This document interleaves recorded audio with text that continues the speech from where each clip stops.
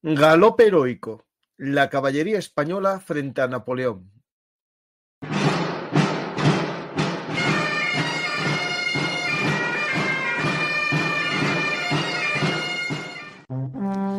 Armas, batallas y hombres que cambiaron el curso de la historia. Esto y mucho más en Velum Artis Historia Militar. Hola a todos, bienvenidos a Velum Artis Historia Militar. Hoy regresamos a la Guerra de Independencia Española, la Guerra del Francés, pero esta vez lo vamos a hacer a lomos de la caballería española. Que, bueno, hay que ser sinceros, al comienzo de esta guerra no corría sus mejores momentos, pero nos lo va a contar nuestro amigo Santiago Bobillo. Hola Santiago, ¿qué tal?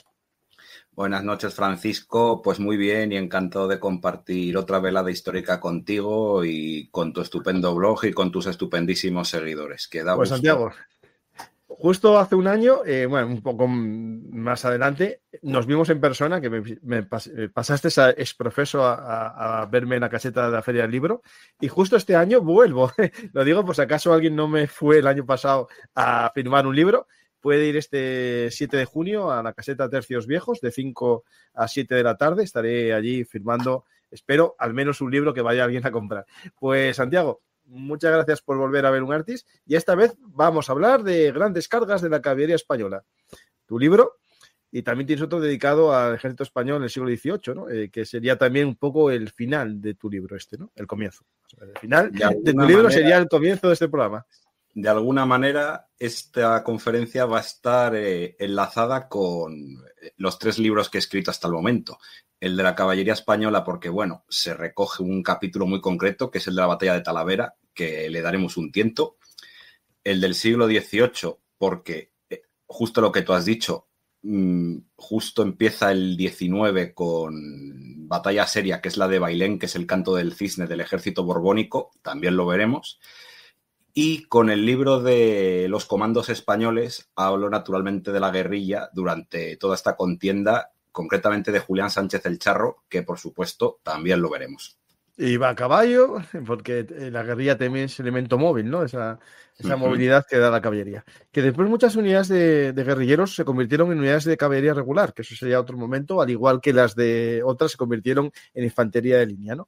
Pues vamos a viajar por la historia, a un momento que aquí en Velum Artis tenemos muchos programas y os invito a ver la serie Guerra del Francés con Arsenio, que os va a gustar seguro, y mientras también a ver otros programas que hay de la Guerra de Independencia, y un día me voy a meter en las guerras napoleónicas, no sé cuándo ni cómo, pero me voy a meter.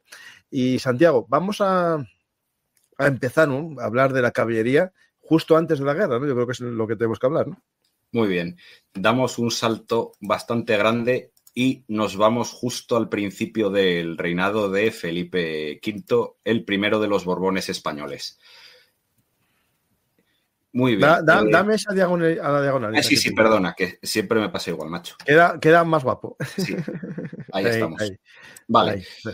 ¿Qué ocurre con Felipe V? Como él lucha junto a los españoles en batallas como la de Almansa o Brihuega y Villaviciosa, desde el principio lucha a caballo, ya sea junto a su guardia de corps, a los jinetes de línea o los dragones, y va a tener él durante su reinado mucho cuidado de que la caballería española esté en buen estado.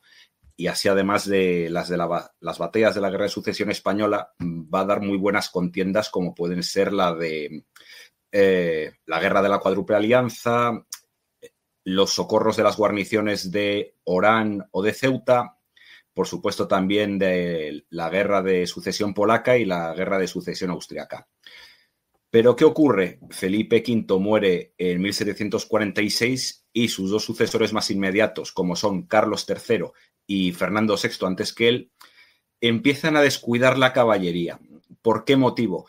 En Europa ya no se preveían guerras ni a corto ni a largo plazo, entre otras cosas porque por Portugal no se temía especialmente por un lado y por Francia, como estaban aliadas las 2 familias borbónicas, pues por esa parte tampoco había temor y más que grandes ejércitos de tierra, parecido al ejército británico, se empezó a cuidar mucho de la Armada Española y de la infantería que podía ser transportada pues para combates en el Nuevo Mundo. porque igual que poner una pica en Flandes era muy costoso, poner un caballo, por ejemplo, en América era incluso todavía más costoso. ¿Qué va pasando? Poco a poco va decayendo el número de regimientos de caballería, de tal manera que si al morir Felipe V tenía el ejército español, sin contar con los escuadrones americanos y africanos sueltos, 40 regimientos de caballería, que se dice pronto. Al llegar el siglo XIX y la Revolución Francesa con él, va a haber en total unos 24 regimientos, casi la mitad. 12 regimientos de línea, 8 de dragones, 2 de cazadores y 2 de húsares. Y bueno, además la Guardia de Corps y los carabineros reales, que más adelante también los comentaremos. Para más INRI de esto, muchas unidades estaban incompletas porque de 16.000 jinetes teóricos que contaba el ejército español, solamente había 10.000 caballos, lo cual da una idea de lo mal que estaba el ejército español. Tenemos en cuenta que Napoleón en esta época decía que lo ideal para un ejército es que por cada 6 o 7 infantes hubiera un jinete. Pues en el caso del ejército español, que en esta época tenía 140.000 soldados, esto hace que haya una cifra de más o menos un jinete por cada 13 o 14 infantes. Es decir que no era... Sí, voy a usar la palabra paupérrimo. Había estado en muchas mejores condiciones.